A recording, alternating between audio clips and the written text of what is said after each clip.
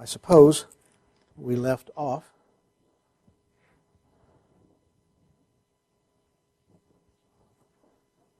There? That about right?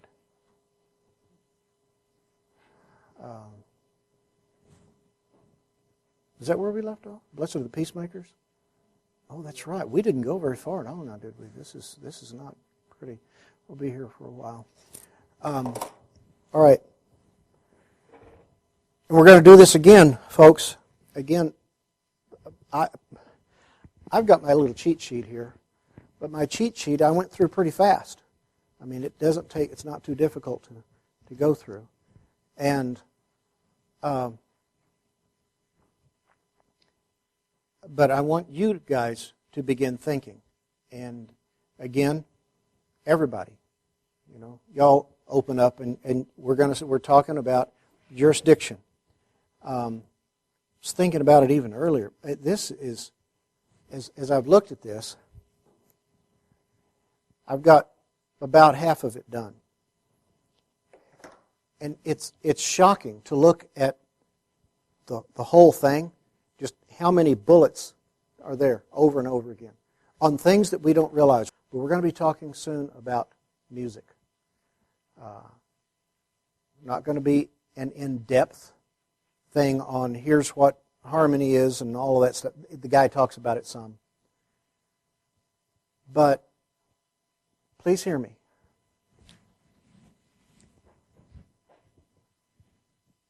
I bet I've got a cane here somewhere. Where is it at? There it is, behind there.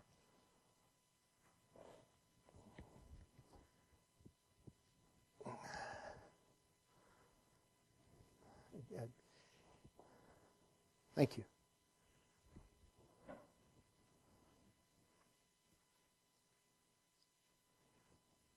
You, in Christ, are to look different. We are a peculiar people. And as peculiar people, we are to look in a peculiar way. Not look out, we are to appear. Something different than the world.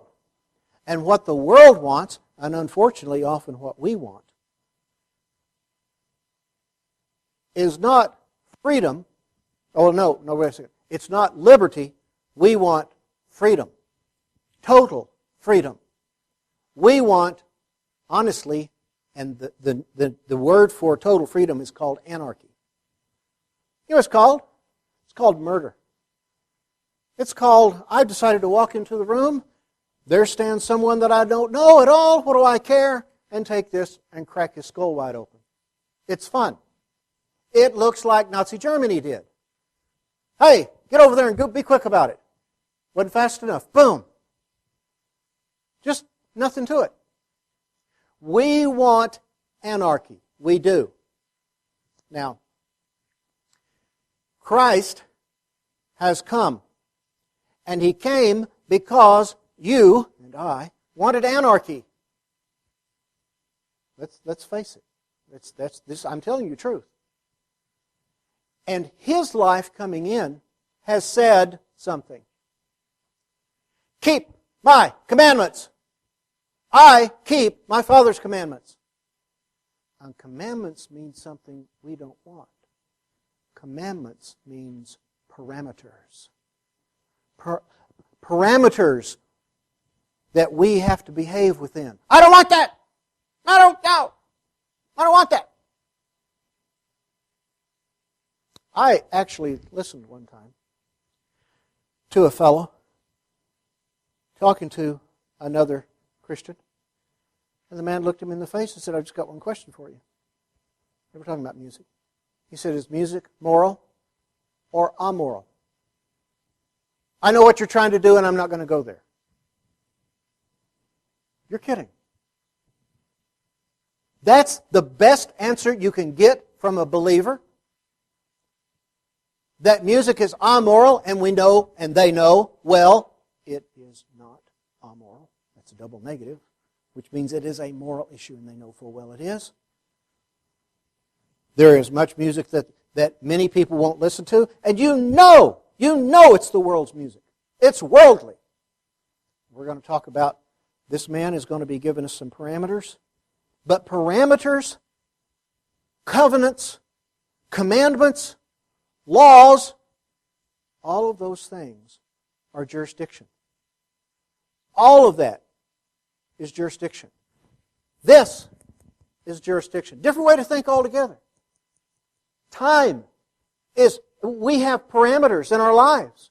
We have parameters. They were supposed to show up here at 2:15 and Davis was supposed to be ready, but it wasn't. I tried. And you really, to get, especially if you wind up, and you will, there is absolutely no doubt about this, you are going to wind up counseling people. The second they find out that you went to Bible school, they're going to start asking you Bible questions because they're hungry to know the truth, and they are. And then the day is going to come. Yeah, I've got this going on in my life.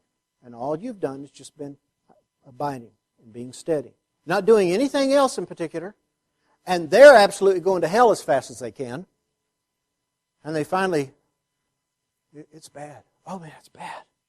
Oh, the phone calls come. She chased me out with a gun. The phone calls come. She's gone. I don't know where she's gone to. The phone calls come. He's gone. I don't know where he's gone to. The phone calls come. I'm so angry I could kill my spouse. I grabbed my child the other day and I did this to them. Or I'm caught up in sin that you can't believe. Oh yeah, I can. I've got to have answers. And you've got to be listening for jurisdictional issues. They're in there constantly. You wait. I mean, this is going to, I mean, it really, don't feel embarrassed about, it's like it's every word. Guess what? Words are parameters. Every word must have a definition. If it doesn't have a definition, it doesn't have, and it just bleeds into everything else. And this is what Satan wants you to do. Believe nothing. And believe everything. And God has put order in this universe. He has put order into this building. He has put order into your life. He has put order into your cells, into the very chemicals that make them work. And as such, it strongly behooves us all to understand as we're going through this. Chapter 6 is just full of this. But chapter 5 is too. I mean, it's constant. So be willing to blurt it out. I find it fascinating when the body of Christ actually begins to function, how people will think of different things. Mrs. Davis is the one that kind of messes me up all the time. She'll walk in and go, I was looking at this scripture and da-da-da-da-da. And go, look at that thing 10,000 times. And I never saw that, and it's right there. She saw it differently. She's able to come to me, and she has drawn me closer to the Lord, opened my mind more to truth, and she's mighty fetching too, but I wasn't going to bring that up.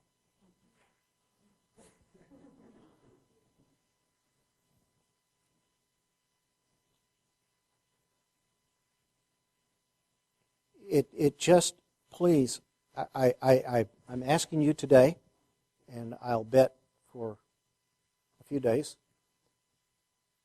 and then in your meditations beyond, ask your Father, teach me this. Teach this to me. Show me. Open my eyes to begin to see. This is literally is one of the most important. If I were to put in a top 5, understanding jurisdiction would be in the top 5 of things that I have begun to understand and learn from the Lord Jesus as I begin to meditate. So with that little pep talk, let's get back into things. Get excited, and let's see where the Lord would take us. First, where are we looking at? Anyone? Right, okay. Okay. You see the those right there, those. Okay? I'm just going to hit enter and do it like that. Okay? Those are different than some of those that are not. You understand? You see the difference in the parameters? There are those who, what? Come on. Have been persecuted. But let's break it down even more. Good. Very good. Important. Important. They have been persecuted. Okay? Do you understand? That's something that is in the past. You don't go look, okay, I'm trying to become persecuted. But it's have been. Have been persecuted. But why? It's very specific. Not just for any reason, but it's for the sake of righteousness. For, there's that terribly important little word. The because. What? Look at this. Do you see? Simply breaking the whole thing up suddenly gives you a picture that you've never thought about before. Now, what's fascinating about this one too is the word is. Something in the past has made something in the present. Do you see? Yeah, something in the past. What happened in the past? Have been. What happened in the present? Theirs is the kingdom of heaven. Okay? And again, even with the is, now let's go on past that. What else? Kingdom. Yeah, huge. That's right. Kingdom. We've got jurisdictions. And we've got the ruler of that of heaven. All right? Next. Come on. You. Yeah. Blessed are you. Time. Are you getting it? Speak up then. Shut up and start talking. When? When what? Two things. Not Luther. That's not going to work. People do what? I mean, insult and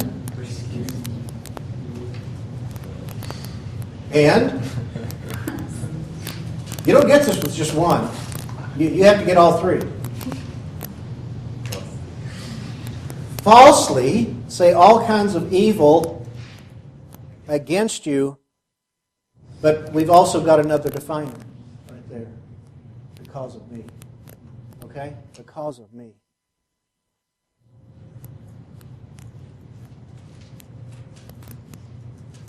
Rejoice and be glad. You could say for, but be kind of pushing it there. For your reward, come on, in heaven. Okay? You see your reward in heaven is great. For in the same way, now he's defining something. He's defining what's he doing? He's going back and defining this. He's looking at that whole thing again in the same way. Do you understand? In the same way, they persecuted the prophets who were before you. Anyone see anything in there? Before is time. Before again is time. That's good. Before. Okay. Who were? That's time. I'm sorry, listening? Who were? Who were? Yeah. The prophets. Let's go ahead and let them be defined. The prophets who were. All right? Does, or if it does, how does persecution fit with jurisdiction? I'm not quite catching if the two connect. Are they really? That one is, the persecution is in more ways, I guess, what you would call a promise.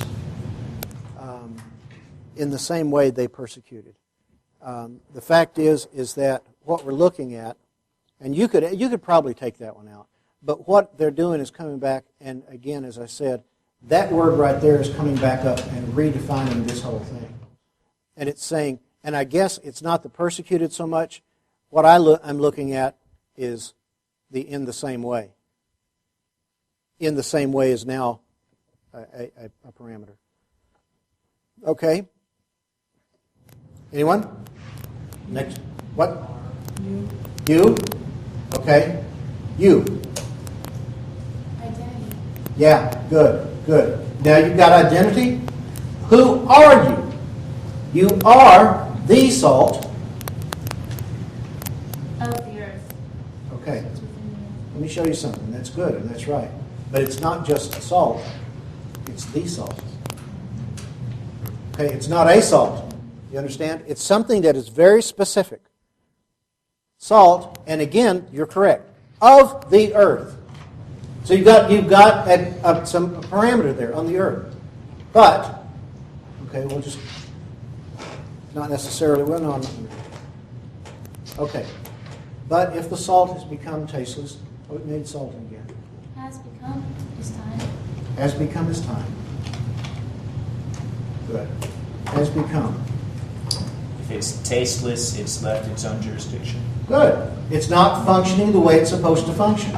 Do you see, folks? This is, I used to, you remember in math, it just depresses me thinking about it. But they would, do you remember?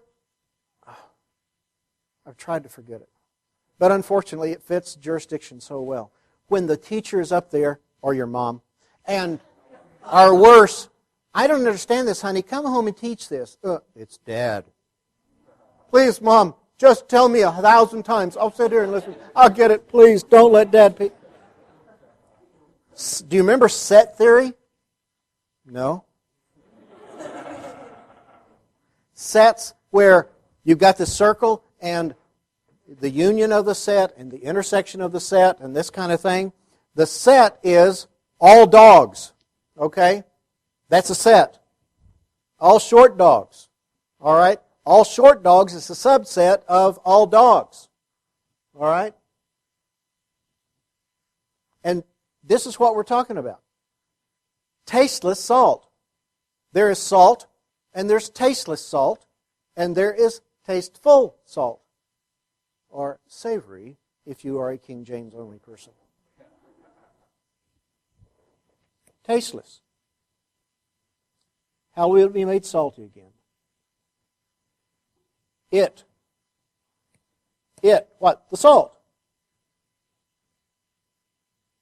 Anyone? No longer is time. No longer is time. At one time, think of it like this. At one time, it was something. It is not inside the jurisdiction of good anymore. That's correct. Sort of like mankind in his fallen state. It has no jurisdiction to affect others. That's right.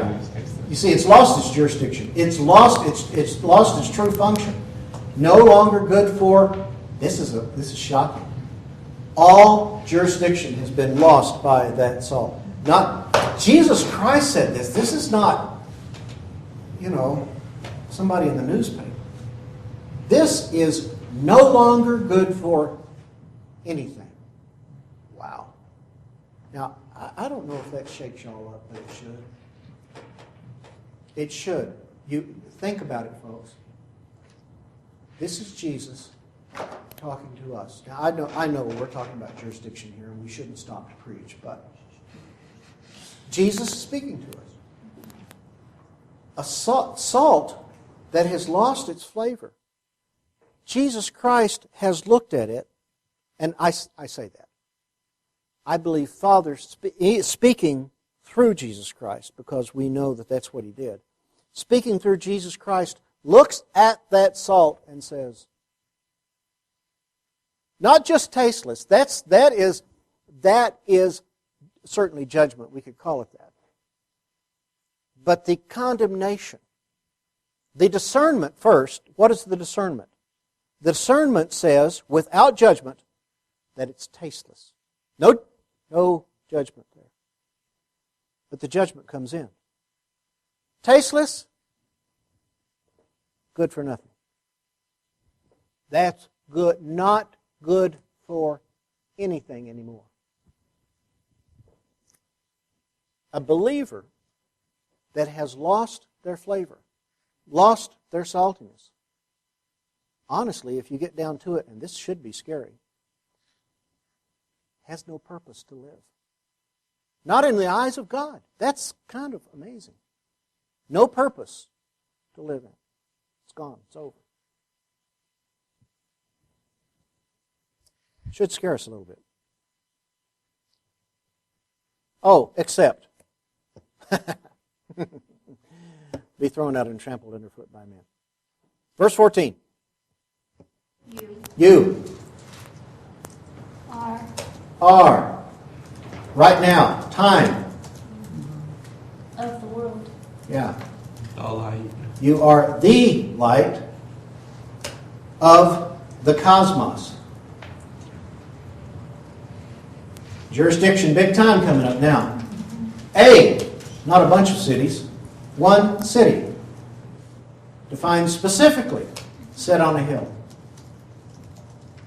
And again, we know this from other times where we've looked at these verses. We're going to look at them very closely, but we've looked at this already in some ways, where Jesus looks at the Pharisees, and he says, listen how he uses jurisdiction.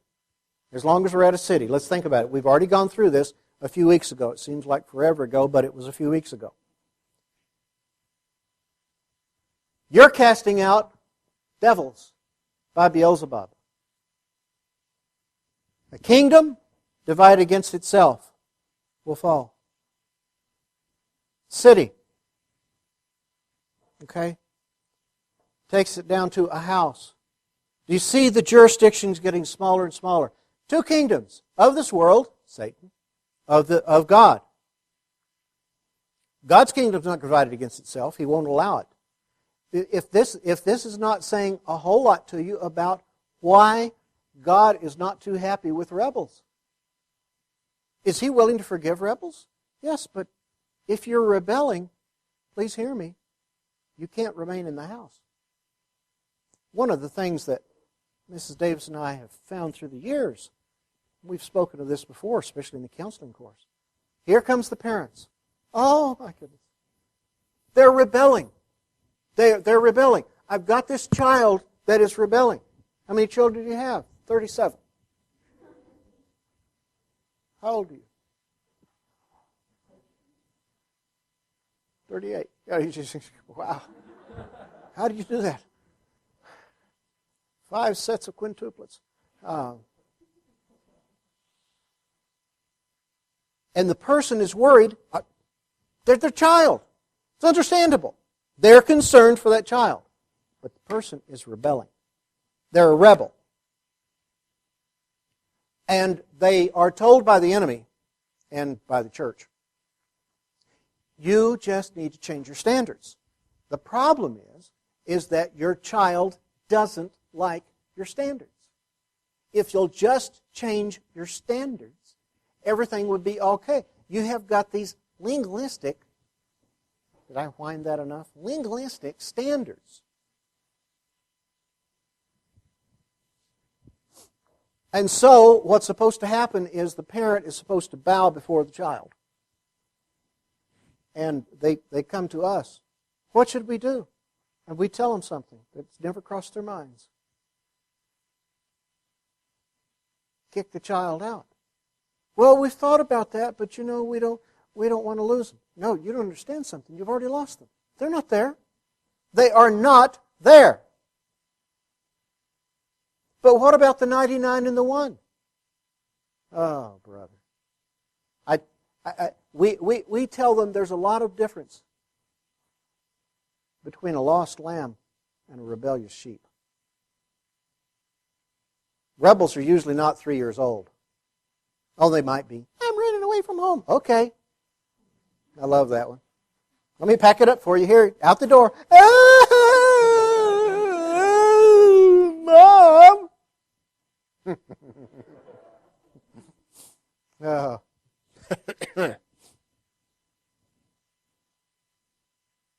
They're older.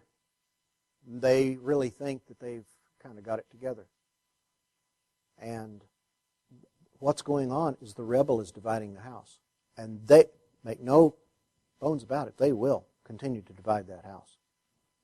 That person is a law unto themselves. That's a good description of rebel. I can do what I wish. And the answer loudly from heaven is, no, you cannot. You cannot. Kingdom. It's really bad. All I can think is phylum class. That's kingdom. Said that too. A kingdom, a city, house, household, family. Okay. And then he got it down to an individual, you remember? He said, if Satan is divided against himself.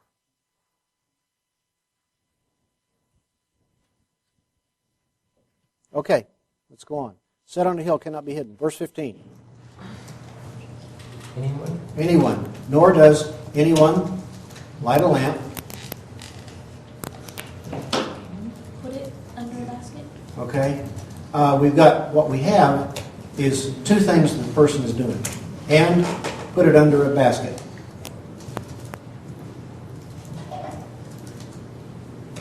But on the lampstand. Anyone is doing that on the lampstand. And what? It. Come on. Has jurisdiction to give light. Yeah, it has jurisdiction to give light. All. Good. All You are in the house. who are in the house. Isn't that interesting? We're sitting there talking about, but if you're out of the house, what? You see, again, and of course the parents are going, but they won't be there to hear these great Bible studies we've been having for the last 12 years. And they'll miss wisdom search. I couldn't remember what it was at first. Wisdom searches. How are they going to get enough sleep without wisdom searches? Parents concerned about them. Oh, that was terrible. Anyway. All right, let's go on. They're not in the house is the point. They're outside the jurisdiction. They're gone. They're gone. And the parents are trying to cling to a heart. And that's the point. Is the issue that Mrs. Davis and I make. Don't you get it? Their heart's already gone. The heart has left. What are you trying to do? Preserve a dead body? Let's keep this thing, yeah, Grandma died a few years ago. We haven't quite gotten around to burying her. What? Well, we just kind of keep her propped up in her rocking chair over there. We've kept her around for a while. We really miss her. She hadn't talked for the last 10 years anyway, so it hadn't changed much. She was pretty skinny when she died. I mean, you would think, what is wrong with you? How? And yet we'll do the same thing to someone that has, in their heart, in their belief system, and in every way, walked out the door. They're dead. They're dead. They may have a chance to come to their senses. Remember, the prodigal son came to his senses, but he didn't come to his senses while he was at home. It was when he was away. Came to his senses and found out what life was like a little bit. Let what?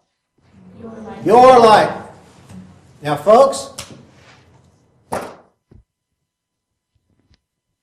that would be your light. You, this is going to be a stunner, are not the Holy Spirit. Oh, no! Tell me so. You are not the Holy Spirit. And, boy, how often do we pick up that jurisdiction? When, people will, and I've actually had someone recently they basically said, you call me up and you disciple me.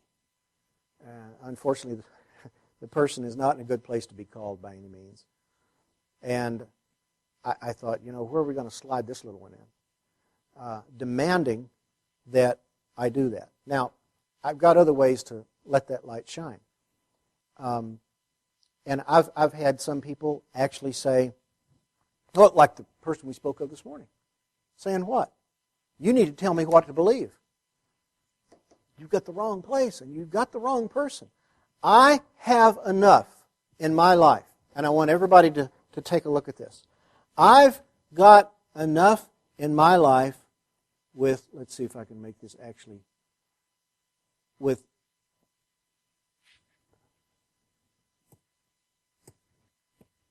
just that. Let's change it.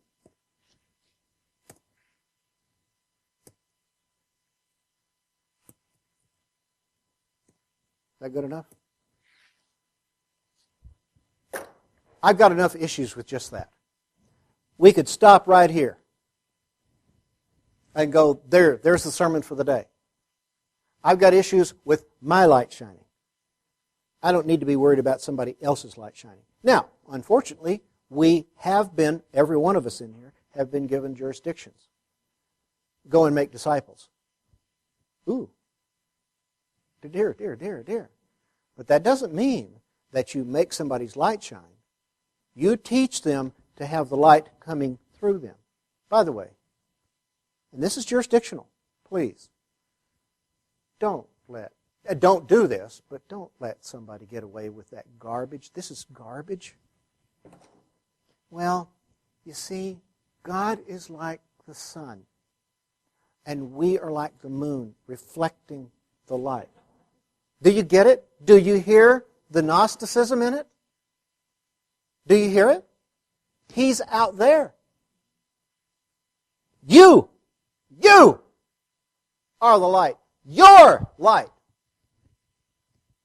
No. You are not. We just need to reflect Christ. No, we don't. I am supposed to have light just coming out of my pores because Jesus is inside there. Not this reflective light. Sounds cute, but it's not true. Sorry, I pushed my own button there. All right. Go on. Let your light shine. Look, where? What? Before men. Isn't that interesting? But very specifically in such a way. All right? In such a way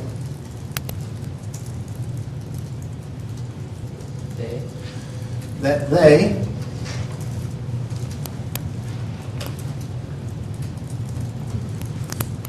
let me see what? Come on, yeah. Your good works. And again, we're breaking this thing out. Glorify. Your Father. Okay. What's interesting here, talking about jurisdiction, glorify what? Recognize. Recognize your Father specifically, not the one on earth who is in heaven. All right? Well, this one is just a lot of fun here.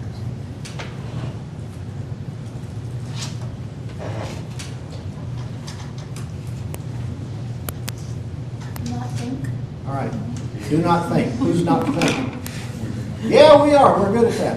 All right. But it's something that's very specific. That I came to abolish. Okay. The law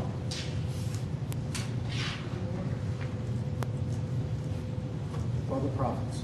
Now, stop. Stop. Meditate. Think. Jurisdiction. Come on. Why? Why? I mean, that's just... Look, we're sitting here looking at you, Yeshua, son of Joseph. You were the carpenter's son. Born into sin. Of course we're not going to think that. Why should we think such a thing? He's letting us know something. Jesus over and over and over let us know something about Himself. That He was Creator. You are going to see things. He's basically telling them what's coming up. You're going to see things going to shake you. You are going to see. But I did not come here for that. Now, if He's telling that to them, He's also telling it to us. We've seen Him in action. At this time, we don't know what He had done. Nobody's completely sure if this was right at the very beginning of everything or what. But He is making the statement so that we will understand something. He's got that jurisdiction. He does. And to make sure that you just really are going to get it, He lets you know, I've got the right to do it if I want to. But I've got something that I have been given jurisdiction to do. I did not come to abolish, but I did come to fulfill. Folks, I'll tell you what, if you're looking for what was Christ doing on this earth, there it was. He was fulfilling the law and the prophets.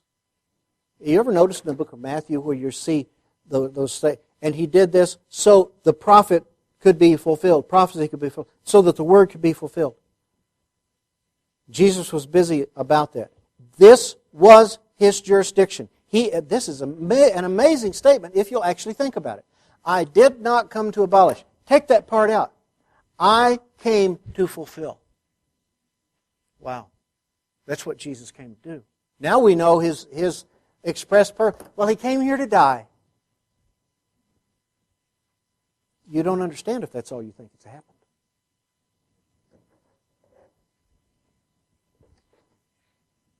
Okay? Truly, I say to you. Until heaven and earth. This is interesting. Heaven and earth pass away. What's he doing? We've talked about this before. He's swearing by heaven and earth, letting us again know. First he tells you, don't think I came to abolish the law and the prophets, but I'm going to swear by it just to let you know again in case you didn't get it figured out. Well, of course you're not going to abolish the law and the prophets. Well, only God could. Why would you bring that up? It's just something my dad and I talk about from time to time.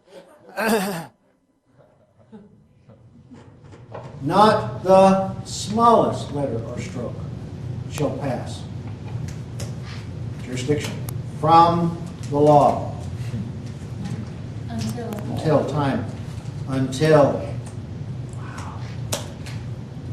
All is accomplished. Now, I would honestly, as I'm looking at the word accomplished, I would say accomplishment too. The parameters around it, okay?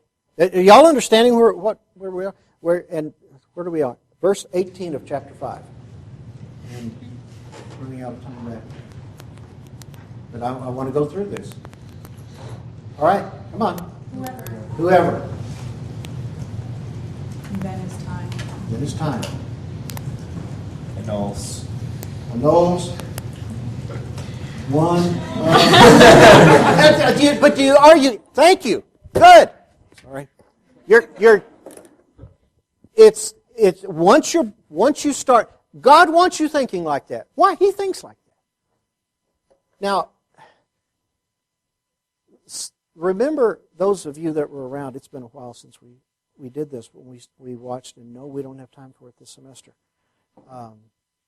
Francis Schaeffer.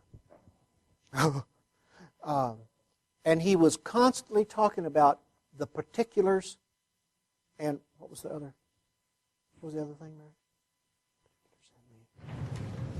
The whole. We'll go with that. I'm sure he had a much cooler word for it because he's cool. The particulars and the whole. Okay? The particulars by themselves don't make sense. We're making this into particulars. But without the particulars, the whole doesn't make sense. You're not defining terms. You're not understanding jurisdictions. You're not putting things in the light that they need to be in, and you don't understand it. You're not thinking logically. You're not listening to the mind of Christ. You're not letting Him speak to you in a way that you can understand these things. And you're right. We're laughing about, oh my goodness, it's almost everything. Annuls one. Which one? Of the least. Of what? Parameters of these commandments. Oh, we're going to add another one to it. And teaches others to do the same. He's got a definition for that. Least. Where? In the kingdom. Okay, got it? Least in the kingdom. Whoever. How many choices? Yeah, okay. Whoever keeps And teaches. I'm wearing out my enter. Teaches And them. He shall be called. Look at this. Now defining great in the kingdom. Woo, boy, I'm just going to leave that like it is because the reason is because It's not great outside the kingdom, it's great in the kingdom. We'll be talking about this later, but it always gets me excited. The poor disciples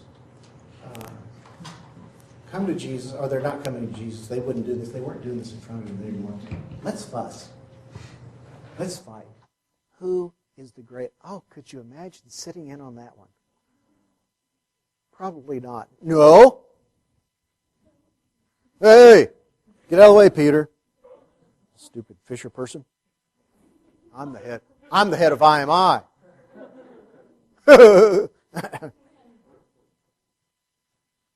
They're arguing about who's going to be the greatest. And Jesus is sort of stuck. He could have rebuked them. Oh, come on. And instead, he actually defined. Like he did here. Like he did here. He's defining how to be great in the kingdom of heaven. I'm going to tell you what, folks. Let's, just for a second here. Which would you rather have? The accolades of men? The approval of mankind? The glory? The recognition? Or, you're great in my kingdom?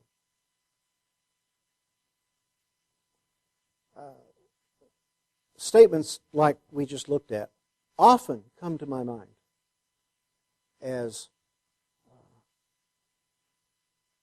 one gets older and time is shorter. You do stuff. What am I doing? What am I doing?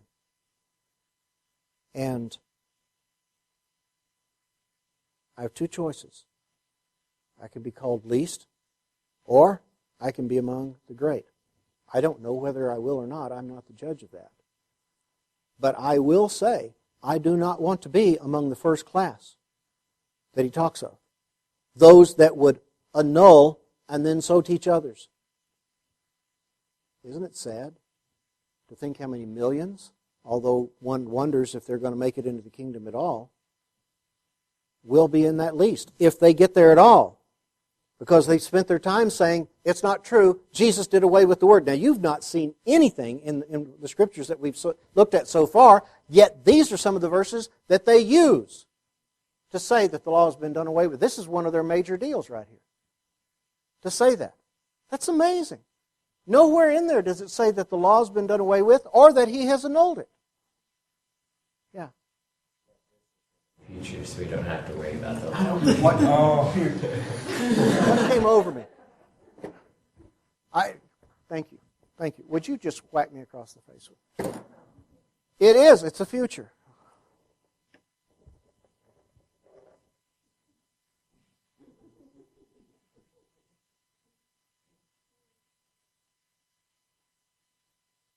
You know what's going to happen in heaven? Is that at 2 o'clock in the afternoons, you guys are going to be teaching class. And there will be millions of people there having to go to class because they should have learned it here and walked in it. I've heard people say that they believe that that type of thing is going to happen. It's a lot more fun to teach than it is to be at the other end of it. I'm just telling you, when you get there, you can give them a bad time. Okay, all you leasts out there. Oh, did I say that? There goes that lack of humility again.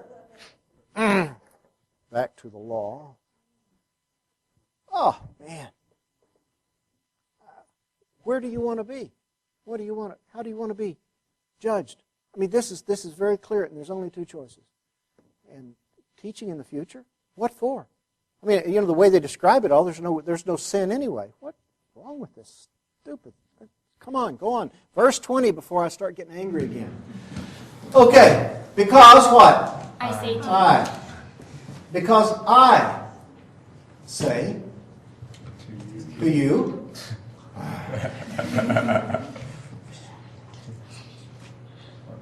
That unless what? Your Yeah.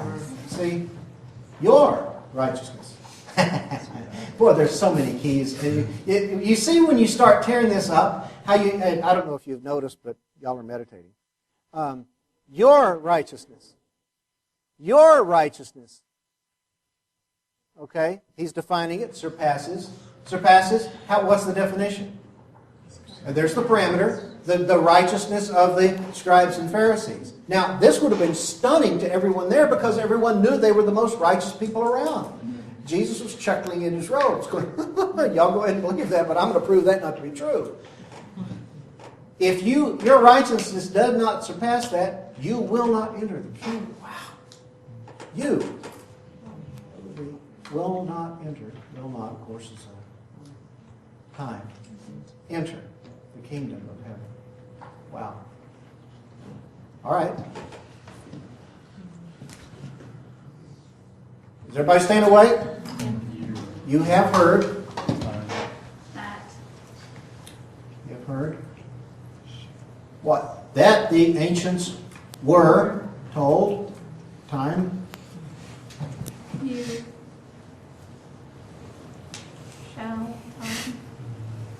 Shall not what? Commit murder. And?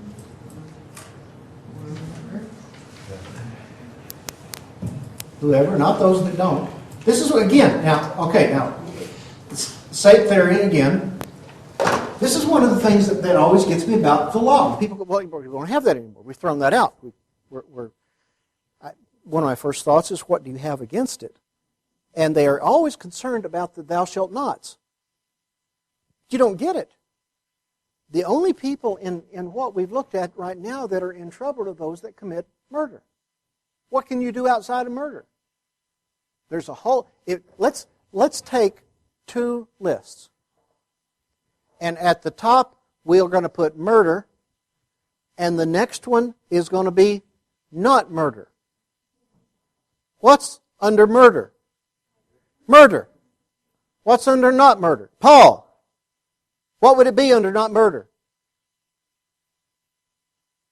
A whole lot of stuff.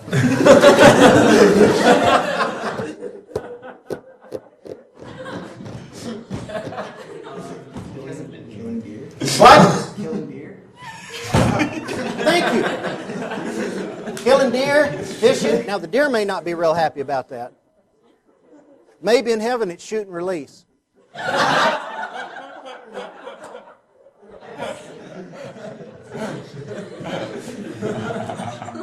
But you think about it. What is underneath? I mean, what is wrong with people? Well, we don't like that law.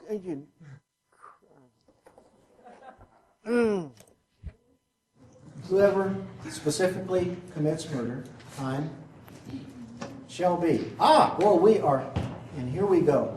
Liable. That is a jurisdiction. That is a judgment. And then very specifically to the court.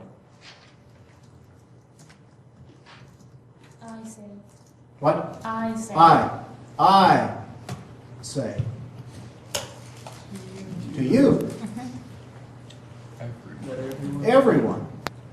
Who? Everyone who is what? Angry. This is bad. It goes on. With his brother. His brother gets jurisdiction. Yeah, very specifically. His brother Shall be. shall be. What are they going to look like? Guilty. Isn't it interesting? I want you to look at something. We're going to come back to this, but look here.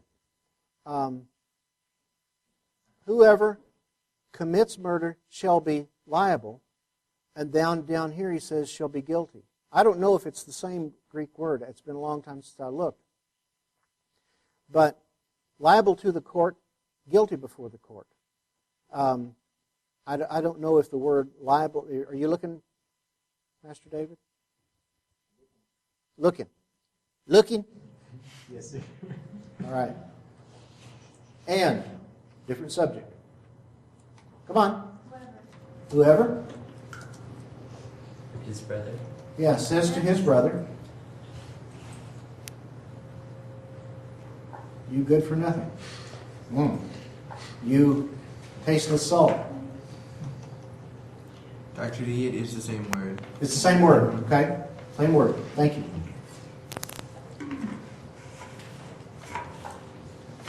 Shall be his time. Yeah, shall be his time. Guilty. Guilty. And then specifically we have a new jurisdiction. And this is interesting. I mean, he's making this pretty loud before the Supreme Court. And, come on, whoever says, very specifically, you fool, time, shall be guilty. Look at this, new jurisdiction, enough to go into the fiery hell. We'll stop there, but at least you're starting to catch. We are still a ways from finishing up chapter 5. Now maybe we should stop. No, we're going to keep on doing this a little bit longer because I really want to drill it into you. But Ms. Davis, do you have anything you want to add on anything? Okay. Anybody? Questions or comments? Sir. Just at the verse right above that one, 21, I guess. It says, "You have heard that the ancients were told," and he starts out with that, and he says it several other places also, and just I could never figure out why does he say that, and it seems to me that he's being sarcastic. Coming pretty close to it, isn't he? What? Coming pretty close to it, isn't he? Go on. I will not postpone you. I will not restart you now, okay? On here somewhere there's a button that says starting and stopping Brandon, but I'm not going to hit it. Go on. Just seems like he's addressing unbelief, because later he says with you have heard that it was said, you shall not commit adultery, and then he goes down to the divorce and he says it was said, and the rest of them are all you have heard that the ancients were told, you have heard that it was said, but that one specifically is it was said. And I believe he's addressing their unbelief. They don't believe that these apply to them. But that one applies to them because it's pro for the men. They get away with something. They can divorce their wife. With the other ones, you can't commit murder. You can't commit adultery. You can't swear. But that one, they get away with something, and even I believe you can take someone to those and show them this does apply to us. He's addressing their unbelief in this. Let me tell you something. That is good. In your meditations, why do you memorize the entire Sermon on the Mount so that will click up in your mind? Man, I used to sit there and just, okay, why, and exactly the same things cross my mind over and over again. What's he talking about there? Why is he? You have heard the ancients were told. The ancients, where did that law come from? Moses. What happened? Jesus is being kind of sarcastic because what had happened is the Jews had turned it into oral tradition rather than Moses was being told by God. Here it is. And it was said, we don't get you too upset here. And you're right, there were different ways that Jesus was saying these things. And of course we never can catch it if you're not actually listening. Where Jesus is, I believe, at different times, being a bit on the sarcastic side. He didn't do it often. So when he does, oh my goodness, we need to listen. I think in chapter 7, one of the places that he does it. Many will say to me on that day, Lord, Lord, Lord, Lord, Lord, Lord. I mean, how many people do you know? I mean, you don't hear it said as much here after a while. Not that anybody says anything about it, but I'm going to say why you probably quit saying it as much. Because outside of here, oh Lord, you hear that. And not the addressing of the Heavenly Father. Why? They don't know Him. And your language changes whether you know it or not. You pray differently. You don't try to pray differently. You just, Our Father who art in heaven. Why? Because Jesus said when you pray to our Heavenly Father. Okay? Not, oh Lord. Because, oh Lord, becomes rather a sing-song thing. And means often not much of anything. Anyway, I think that is very good that you caught that and you saw that. Amen. Ms. Davis? Anyone? Yes? He's also, we're about to get to the, have we done the end of 22 yet? I don't know where we are. Okay. Well, basically, he starts out, even in jurisdictions, he's starting smaller. You said 23? End of 22. The end of 22, okay. So he did. So basically, he's like, if you say this is the jurisdiction. If you say this, here's the next jurisdiction, and he gets broader with it. Yes. So it's like the Supreme Court. I just thought that was interesting because in the logic course we saw how he took the kingdom, the city, the house, and here he's bringing it basically from what they're focused on the everyday life. Oh, he did this, let's discipline him in here. And God's like, look at the bigger outcome of what he's headed towards. The jurisdiction gets bigger and bigger and bigger, and the punishment is much worse. You can start out in county jail, but by the time you get to federal prison, you're not looking real good. Federal prisons, they usually don't give parole. When they say it's 12 years, it means 12 years. Now, in the state, it doesn't mean that. But you get to those places, of course, federal prisons are usually pretty weak. But anyway, and it goes to, notice how it goes there. Everyone who is angry with his brother. Now, what have we gone from? What's anger? Okay, it's a feeling. If you want to go with it, it's an emotion. Then what happens? Behavior. You see? Behavior? All right? And Jesus hadn't even gotten around to talking about murder yet. And then he gets around to that statement right there is I think it's both of them put together.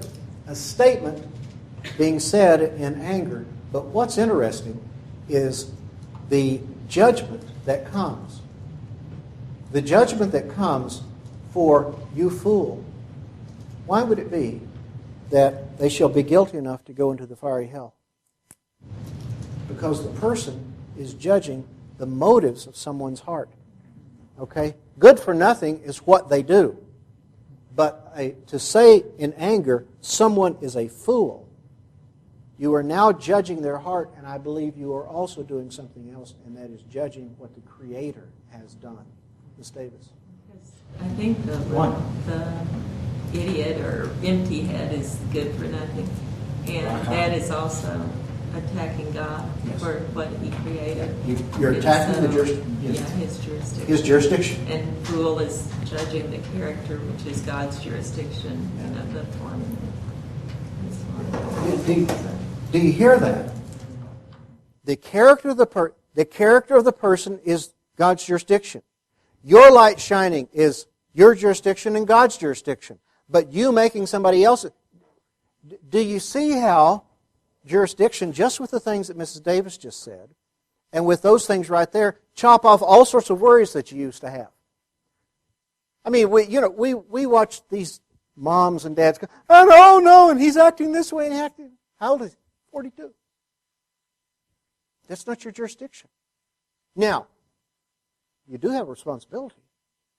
But they're sitting there worried about a jurisdiction that's not there. Their child's behavior stinks.